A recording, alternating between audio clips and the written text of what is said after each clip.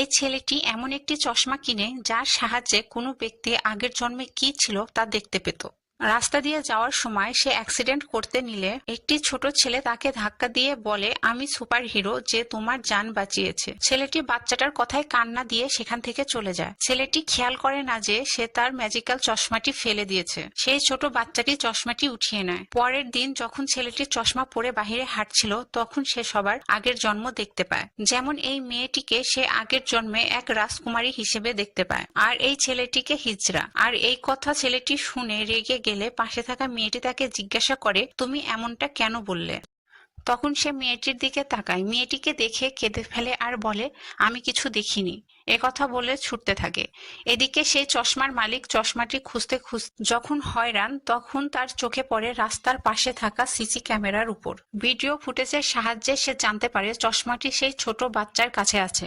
দৌড়ে আসা বাচ্চাটিকে ধরে ফেলে ছেলেটি। বাচ্চাটি তাকে চশমা ফেরত দিতে না চাইলে ছেলেটি তাকে শিক্ষা দেওয়ার জন্য বাচ্চাটি যেদিকে পালানোর চেষ্টা করছিল সেদিকেই ম্যাজিক করে চলে আসে। চশমাটি কেড়ে নিয়ে যখন বাচ্চাটির দিকে তাকায় তখন লোকটি দেখতে পায় 500 বছর আগে সে যে কুকুরটি পালতো সেই কুকুরটি এই বাচ্চার রূপে জন্ম নিয়েছে। তবে বাচ্চাটির ভাই তাকে খুবই নির্যাতন করত, তাই ছেলেটি বাচ্চাটিকে তার সাথে তার বাসায় নিয়ে আসে।